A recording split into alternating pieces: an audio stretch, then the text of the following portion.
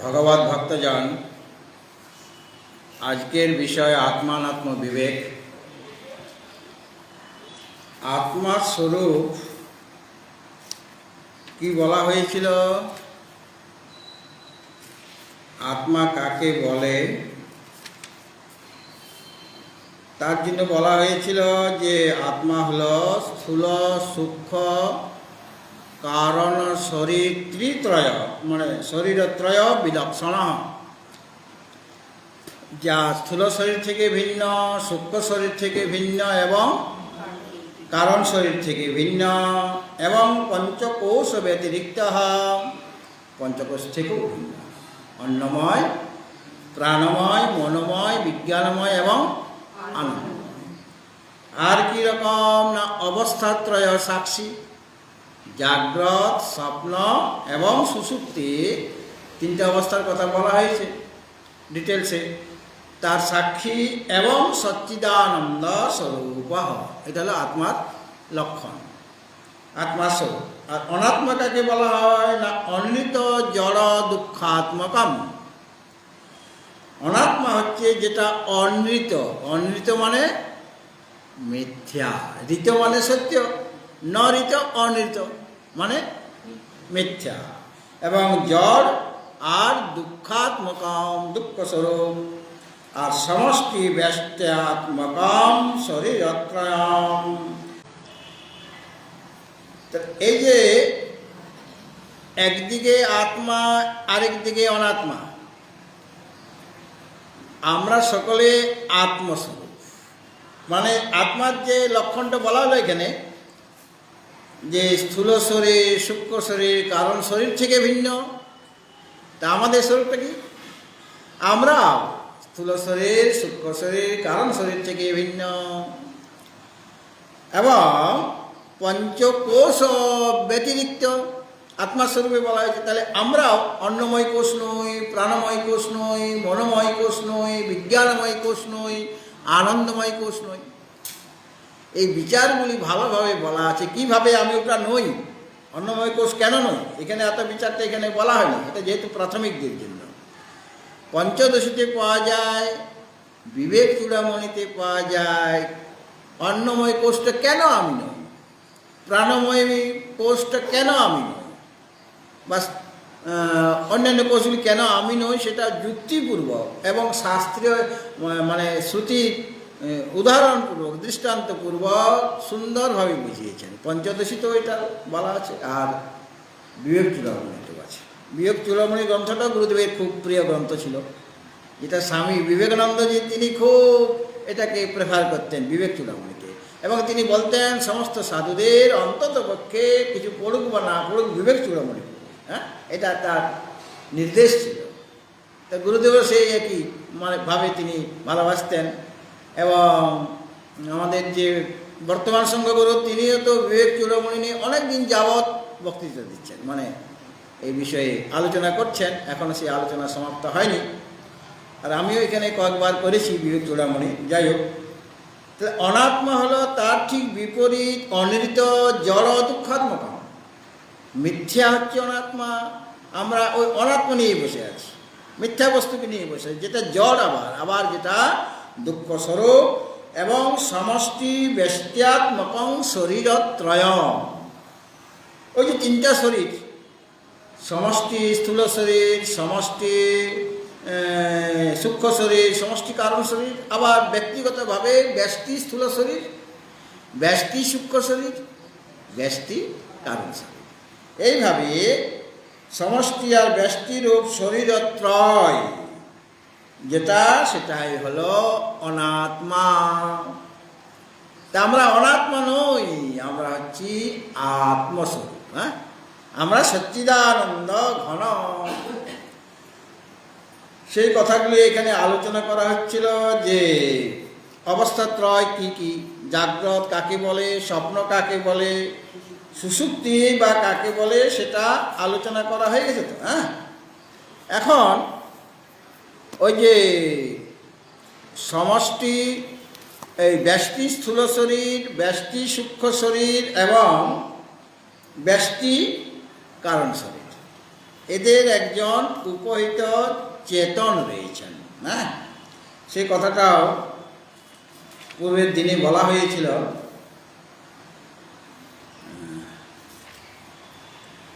বলা হয়েছিল যে একজন হলো বিশ্ব, একজন তৈজস দেবতা, তিনজন, আরেকজন প্রাজ্ঞ।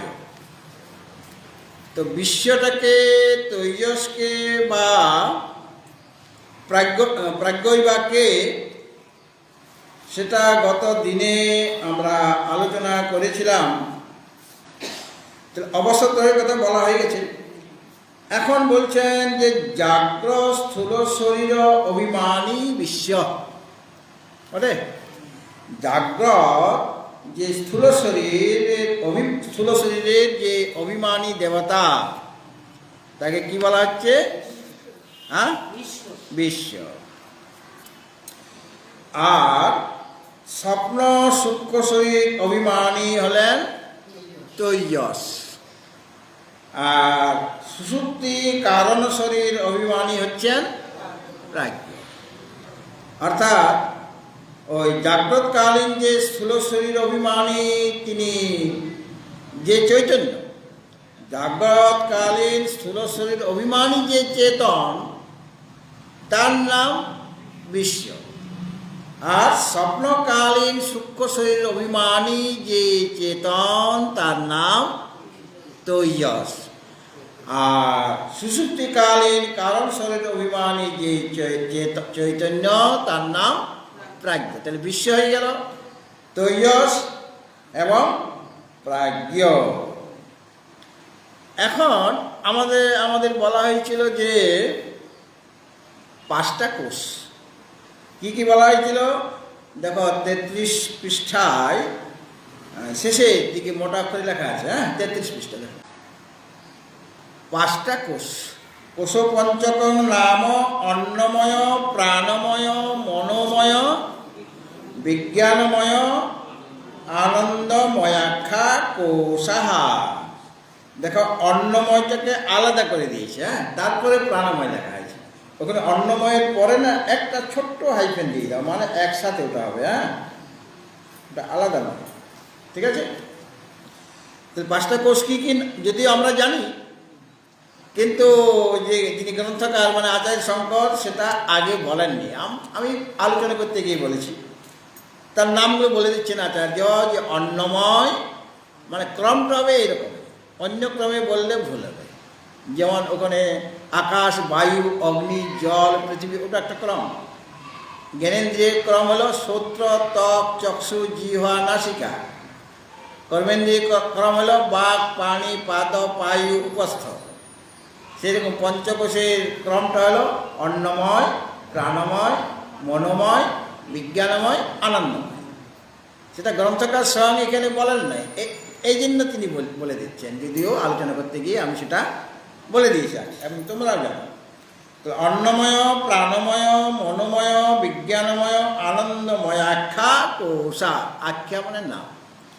এই 3টা হলো নাম। এই 5টা অন্নময়, প্রাণময়, বিজ্ঞানময়, আনন্দময়।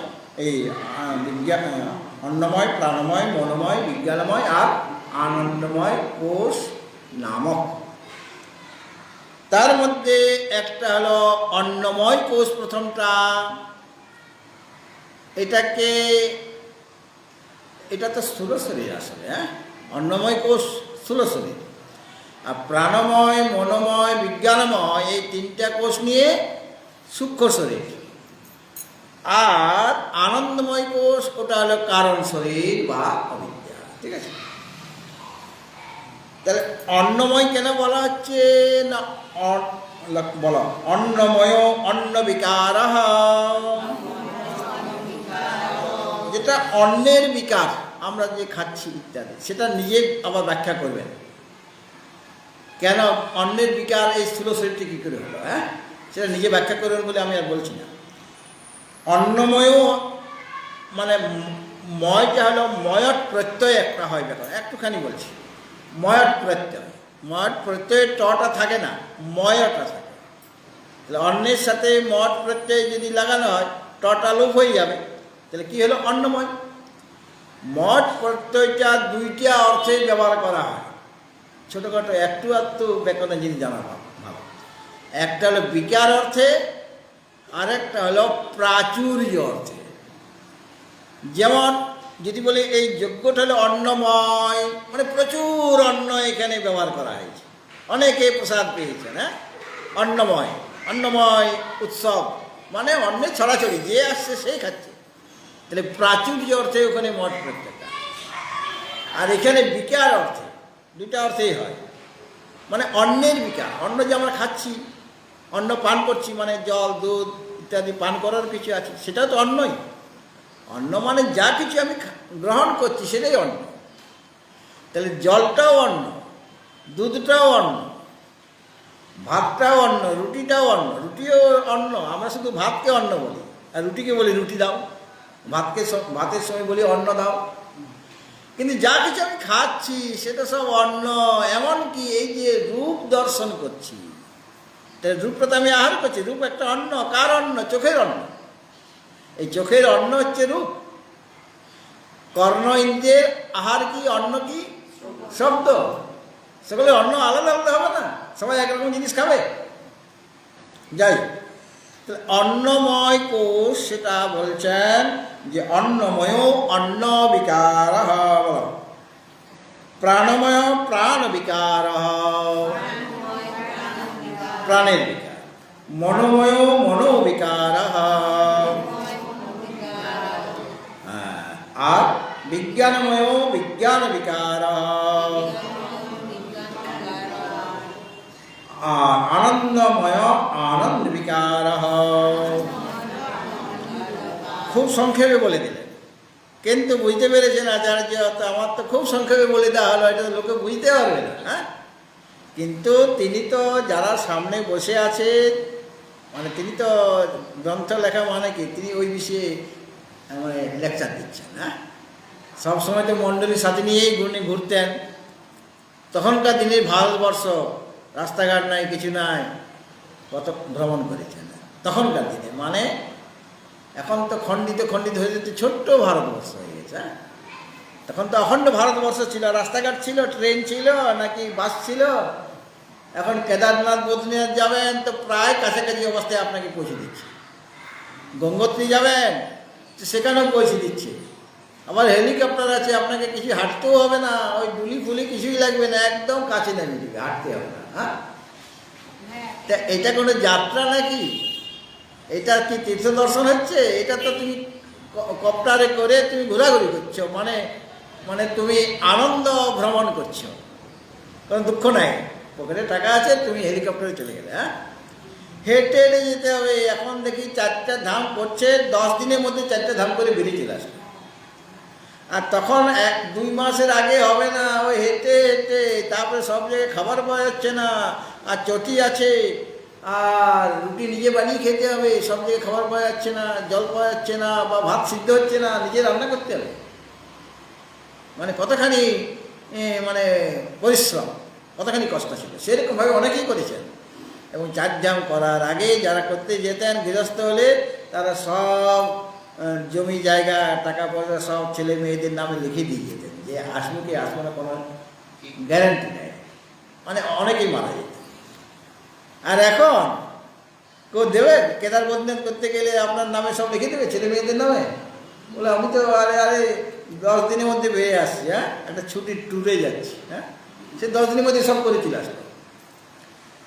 তো এখানে এই যে পঞ্চকোষ খুব সংক্ষেপে বলে দিলেন আচার্য।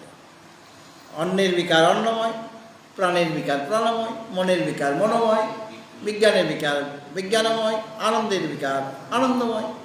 এর দ্বারা তো আমি কিছু বুঝতে পারছি না, কেন বিকার হলো অন্নের?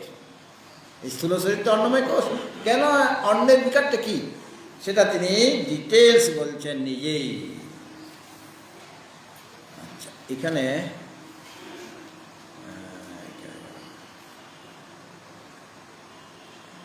এখানে কয়েকটা জিনিস, এই যে বইতে তোমাদের দেওয়া হয়েছে উদ্বোধনের বই, সেখানে কয়েকটা জিনিস নেই আর কি। সংক্ষেপে করে নিয়েছেন, আমি তোমাদের ডিটেলসই বলব যে অত্র মঠ প্রত্যয় বিকারার্থ, এটা কিন্তু এখানে নাই, বুঝলে, এই কথাটা এখানে নাই, এটা নয়। কয়েকটা জিনিস বাদ দিয়ে দেওয়া হয়েছে, কিন্তু অন্য জায়গায় আমার আর একটা আছে, সেখানে আছে, সেখান থেকে আমি বলছি, তাহলে ডিটেলসে পাওয়া যাবে। এই যে প্রত্যেকটা কোষের পরে ময়ট প্রত্যয় লাগানো আছে, এটা বলে দিলেন আচার্য যে অত্র মঠ প্রত্যয়, এটা তোমাদের বই নেই, শুনে যাবে। অত্র মঠ প্রত্যয় বিকারার্থ, মঠ প্রত্যয়টা বিকারার্থ, বিকার মানে কার্য, মানে অন্যের বিকার, আমরা বলি এটা অন্যের বিকার, মানে অন্ন থেকে হয়েছে, বিকার মানে কার্য। অন্নময় অন্ন বিকার, অন্নময়টা মানে কি, ওই অন্ন বিকার, প্রাণময়টা প্রাণ বিকার। তারপরে বলা হয়েছে একটা শ্লোক আছে, আচ্ছা তোমাদের কাছ ওটাই শুনে নাও, কেন ওটা তো লেখা নেই তোমাদের বইয়ে। অন্নময় কোষ না, ওটা হচ্ছে 34 পৃষ্ঠায়, বার করেছ মোটাটাই। অন্নময় কোষ নাম স্থূল শরীর, অন্নময় কোষটা কি না, অন্নময় কোষটা হচ্ছে স্থূল শরীর, স্থূল শরীরটাকেই অন্নময় কোষ বলে। কথম বলো, কথম মানে কেন বলে, কিভাবে বলে অন্নময়, স্থূল শরীরটাকে অন্নময় কোষ কেন বলে? শুধু তুমি বলে দিলে যে অন্নময় কোষ নাম স্থূল শরীরম, স্থূল শরীরটা হলে অন্নময় কোষ, কিন্তু স্থূল শরীরকে অন্নময় কোষ কেন বলা হয় সেটা তো বলতে হবে। এই যে জিজ্ঞাসা করলো, প্রশ্ন করা হলো, প্রথম মানে কিভাবে, কি প্রকারে অন্নময় কোষকে, স্থূল শরীরকে অন্নময় কোষ কেন বলা হয়, তার উত্তরটা দিচ্ছেন আচার্য। মাতৃ পিতৃভ্যাম অন্নে ভুক্তে সতি শুক্র শোণিত আকারেণ পরিণতং তয়ো সংযোগাৎ এব দেহাকারেণ পরিণতেন কোষবৎ আচ্ছাদকত্বাৎ কোষ ইতি উচ্যতে। আচ্ছা, অন্নময় কোষ, স্থূল শরীরকে বলা হচ্ছে অন্নময় কোষ। কেন অন্নময় কোষ সেটা বলছেন যে দেখো, মাতৃ পিতৃভ্যাম অন্নে ভুক্তে, হ্যাঁ ঠিক আছে, মাতৃ পিতৃভ্যাম অন্নে ভুক্তে, মা অন্ন খাচ্ছেন, পিতাও অন্ন খাচ্ছেন, মানে অন্ন গ্রহণ করছেন। অন্ন মানে যা কিছু ভোজন করছি আমরা, সেখানে রূপটুপ বলা হচ্ছে না, মানে বাহ্যিক যে খাবারগুলি আমরা খাই আর কি, এই ভাত ডাল রুটি শাক সবজি দধি দই দুগ্ধ ঘৃত ইত্যাদি, হ্যাঁ। তো এইগুলি যখন ওরা দুজনেই খাচ্ছে, আলাদা আলাদাভাবে খাচ্ছে, মাতাও খাচ্ছেন আর পিতাও খাচ্ছেন। এর দ্বারা কি হচ্ছে, মাতৃ পিতৃভ্যাম, মাতার দ্বারা এবং পিতার দ্বারা, হ্যাঁ, মাতাও গ্রহণ করছেন আর পিতাও গ্রহণ করছেন কি, অন্ন। সে অন্নে ভুক্তে সতী, সে অন্ন যখন সে খেলো, ভোজন করল, তাতে কি হবে না, শুক্র শোণিত আকারেণ পরিণতং, সেগুলি পুরুষ মানে পিতা শুক্র হবে আর মাতার শোণিত হবে, শোণিত মানে রক্ত। তা শুক্র শোণিত আকারেণ, শুক্র এবং শোণিতের আকার হয়, পিতা অন্ন খাচ্ছে শুক্র হবে, মাতা অন্ন খাচ্ছেন কী হবে, শোণিত, শোণিতের আকার হবে, মানে ওই আকারের পরিণত হবে, আকারেণ পরিণতম, ওই আকারে পরিণত হবে। কিটা, খাদ্যটা। ওই খাদ্যের মধ্যে নানা রকম বিভাগ আছে, শুধু যে শুক্র শোণিত হবে তা নয়, এছাড়া কিছুটা মাংস হবে, কিছুটা রক্ত হবে, এরকম বিভাগ আছে। ছান্দোগ্য উপনিষদে ডিটেলস বলা আছে, মানে একটা খাদ্য খেলে সেটার থেকে কোথায় কে কে মানে কি কি হবে। যেমন ইক্ষু, তার ছিবড়া আছে, তার রস আছে, আছে কি না, বা একটা নারকেল নারকেলের উপরে একটা ছিবড়া আছে, ভিতরে জল আছে, শ্বাস আছে, ছিবড়া দিয়ে একটা কাজ হবে। ওই যে নারকেলের যে ছিবড়া আপনি ফেলে দেবে, ছিবড়া দিয়ে অনেক কাজ হয়। আপনার তোষকও হবে, তোষক মানে ওই যে বালা প্রশ্ন, হ্যাঁ, জাজিম হবে। আবার ধূপ ধুনা দেওয়ার জন্য কাজে লাগবে।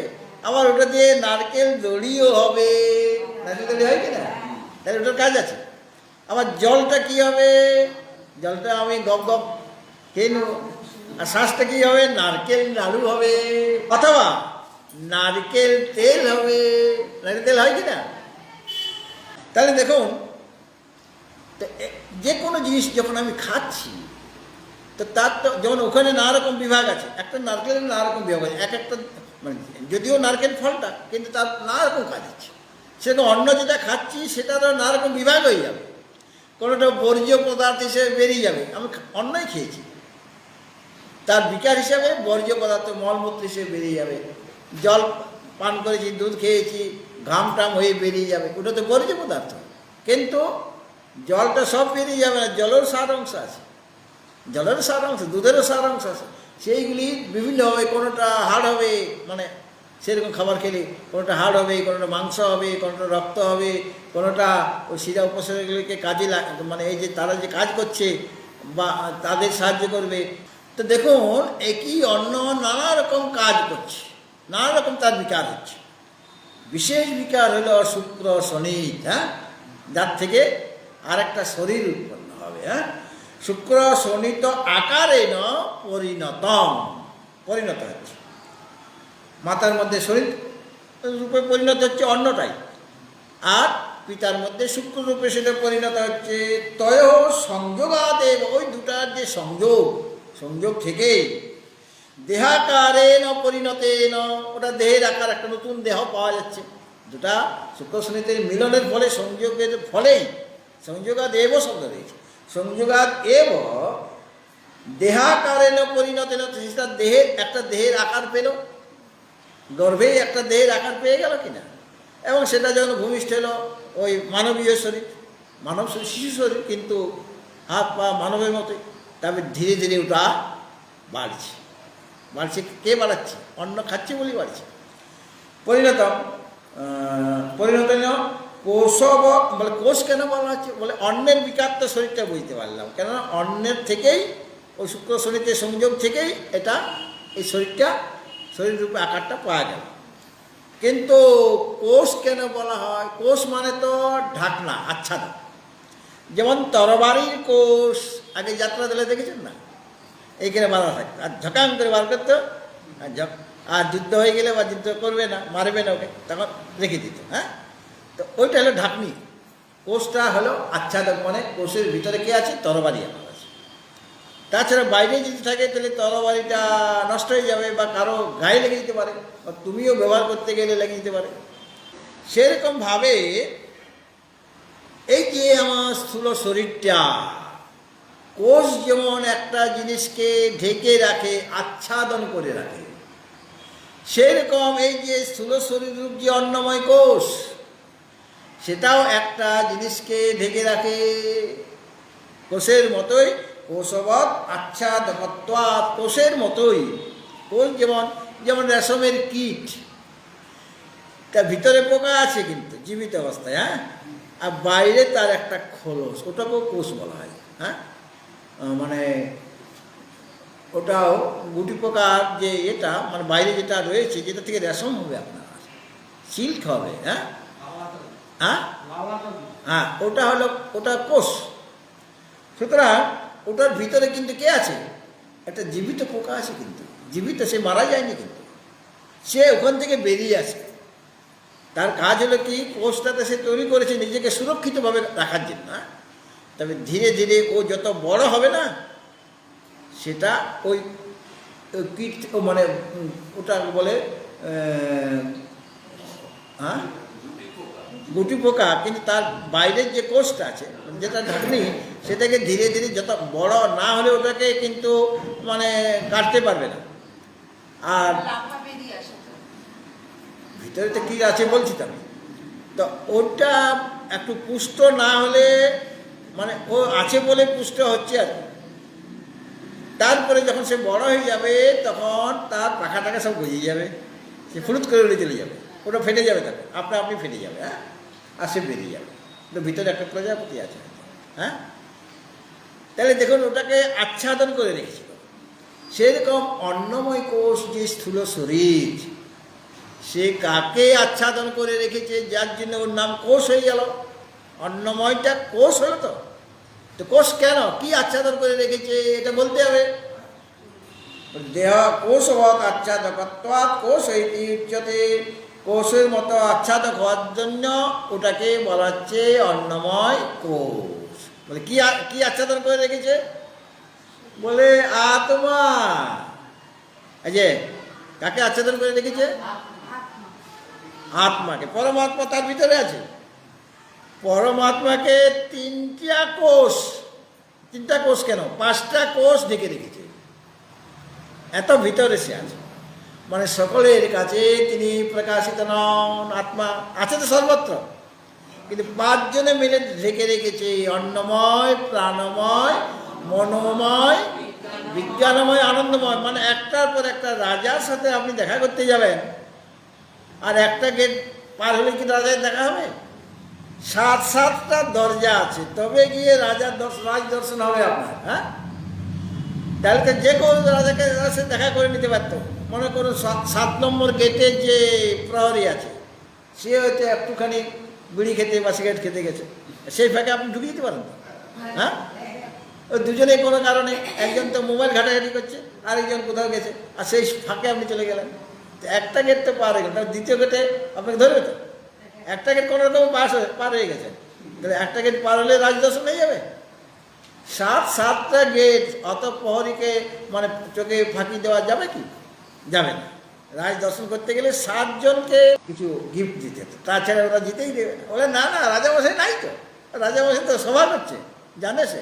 সে বলে রাজামশাই এখন তো দেখা হবে না, উনি তো বিরাট মিটিংয়ে মানে ব্যস্ত, এখন দেখা হবে না। আপনি কবে দেখা, বলে 1 মাস পরে আসুন।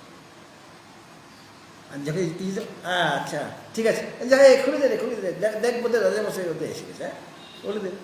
তাহলে এখানেও 5টা কোষের ভিতরে রয়েছে, মানে 5টা আচ্ছাদন।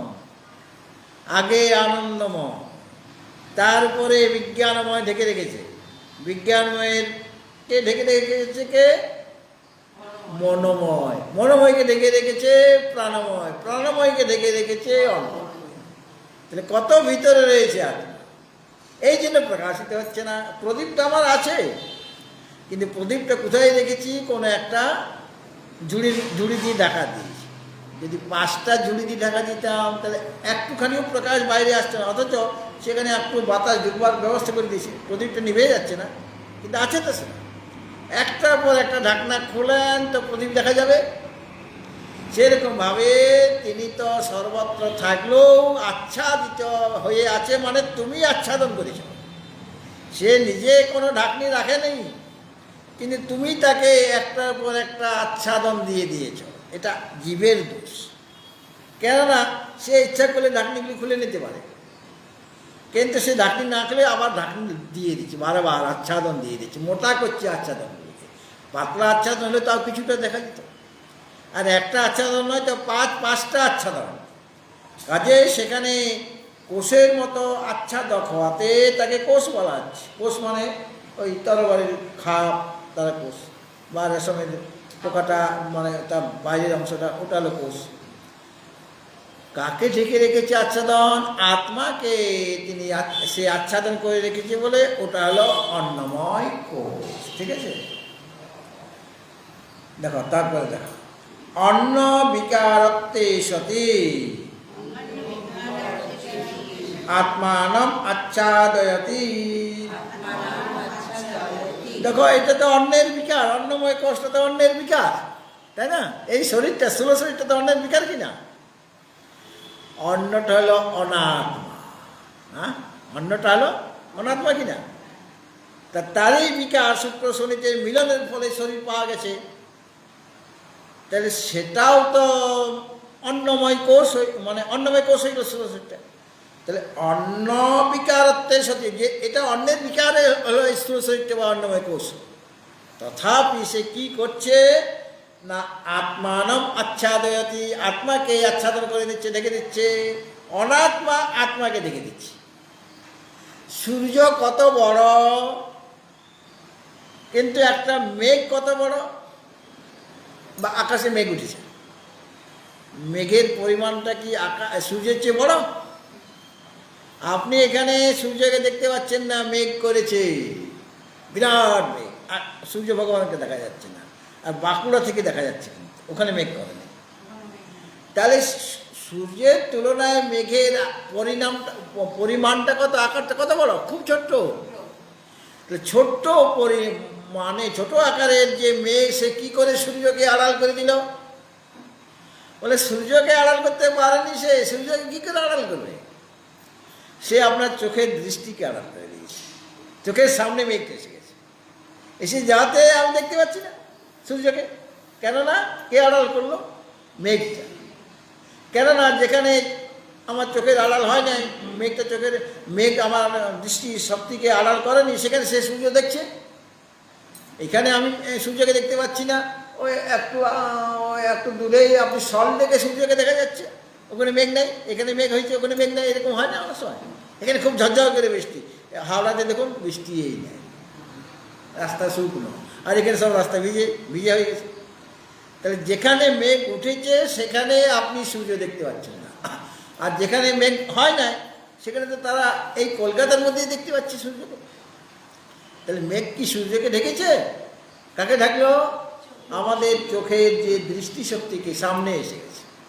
যার জন্য একটা মনে করুন আপনি আছেন, ছোট্ট এই ঘড়িটা দিয়ে আপনাকে আমি দেখতে পাচ্ছি। ছোট্ট ঘড়ি আপনাকে, এত বড় শরীরটা 3.5 হাত, কিন্তু ছোট্ট ঘড়ি আপনাকে আড়াল করে দেবে, ঢেকে দেবে কিনা? কেননা আপনাকে ঢাকতে পারেনি, কাকে ঢেকেছে? আমার চোখটাকে, চোখের দৃষ্টিশক্তিকে ঢেকে দিয়েছে। এইভাবে ছোট জিনিসও বড় জিনিসকে ঢেকে ফেলতে পারে। তাহলে দেখুন, অন্নের বিকার হলো এই অন্নময় কোষ বা স্থূল শরীর, তথাপি সে কাকে ঢাকছে? যিনি সর্বব্যাপী। স্থূল শরীরটার কথা বলো, আমার যে স্থূল শরীর, ব্যষ্টি স্থূল শরীরটা কত বড়? 3.5 হাত, নিজের হাতের। হ্যাঁ, নিজের হাতের, সকলের 3.5 হাত।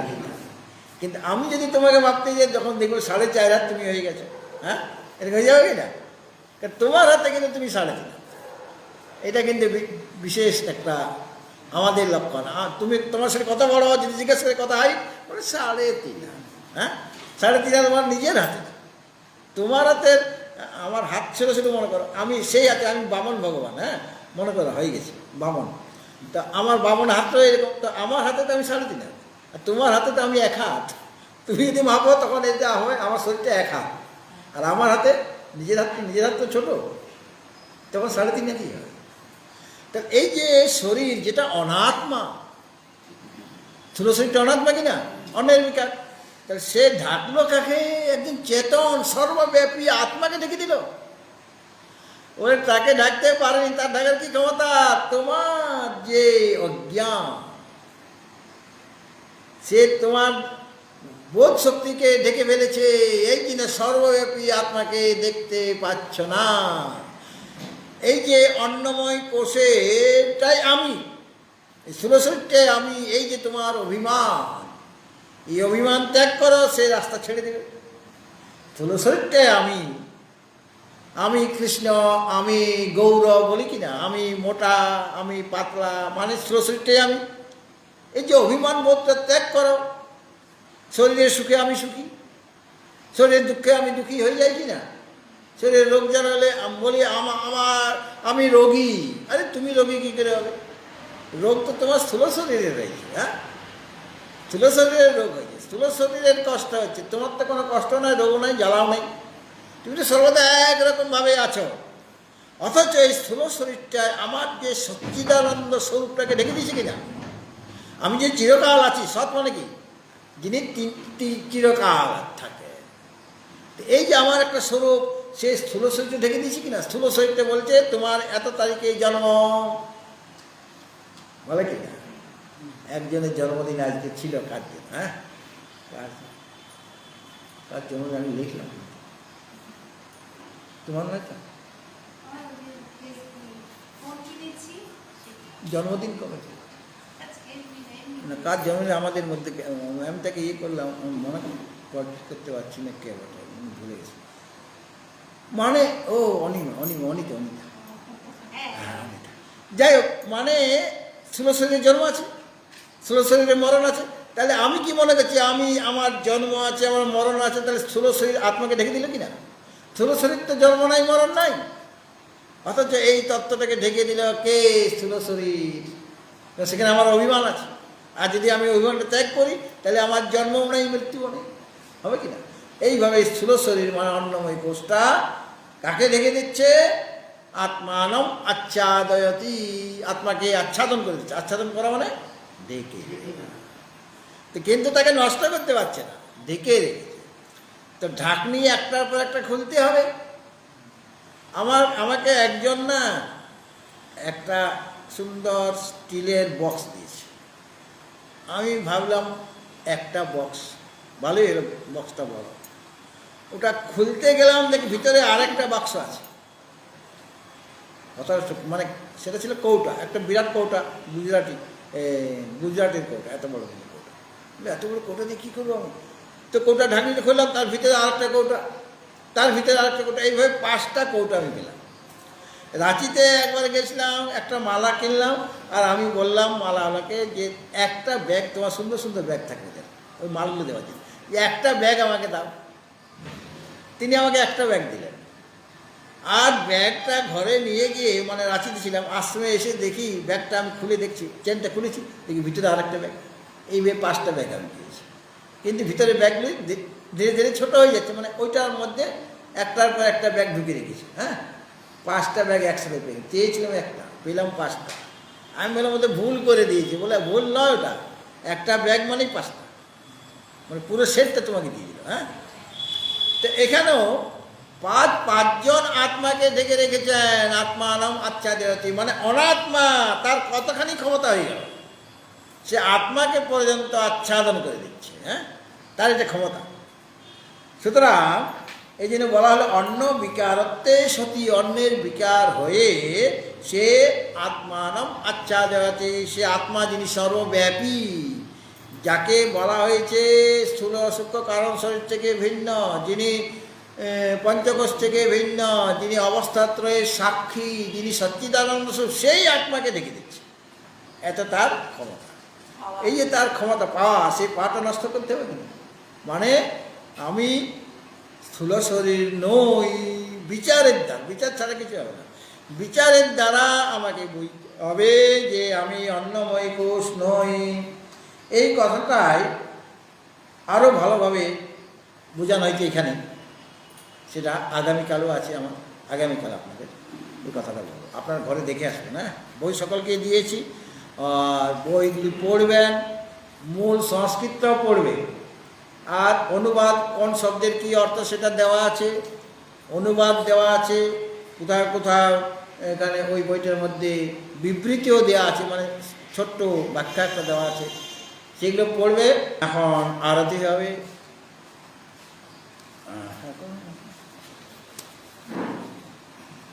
আগামীকাল এই বিষয়টি নিয়ে আবার আলোচনা করা হবে, সম্পূর্ণ হয়নি।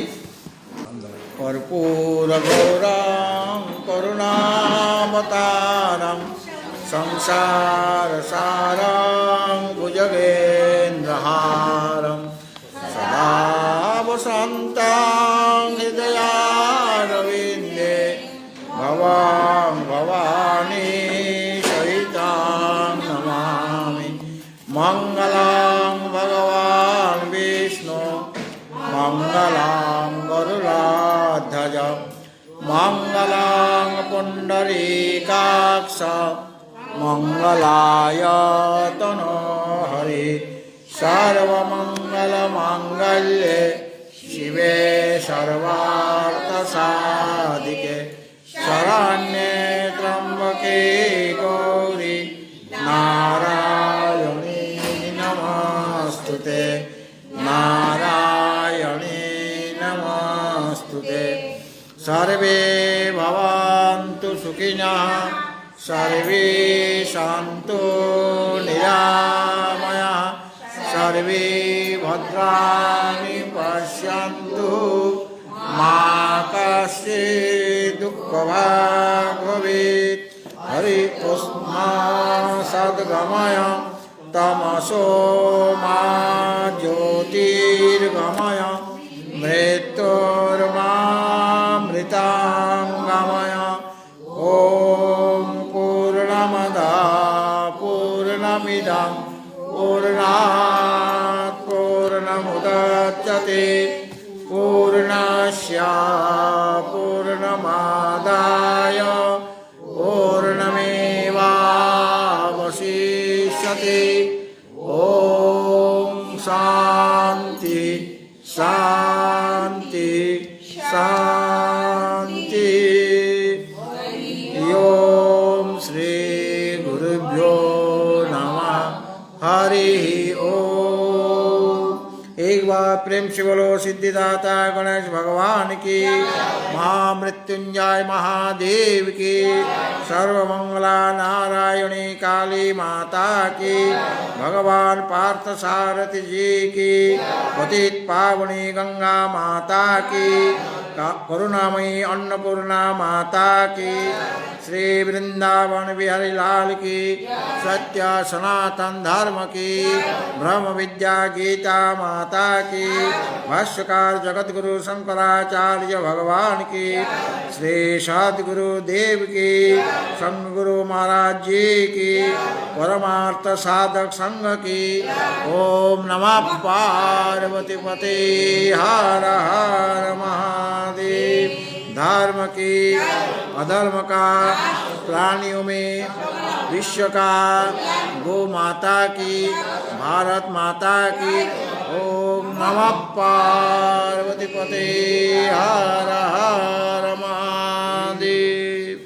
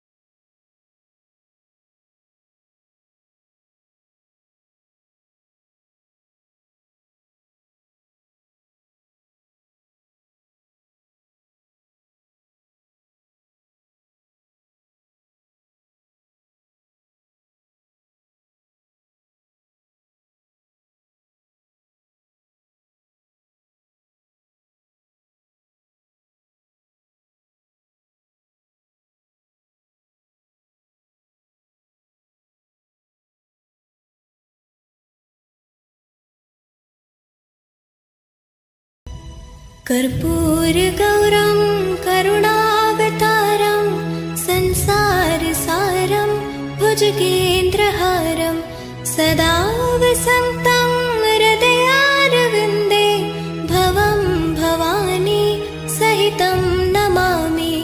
मङ्गलं भगवान् विष्णु मङ्गलं गरुडध्वज मङ्गलं पुण्डरीकाक्षो मङ्गलाय तनोहरि। सर्वमङ्गलमाङ्गल्ये शिवे सर्वार्थसाधिके शरण्ये त्र्यम्बके गौरि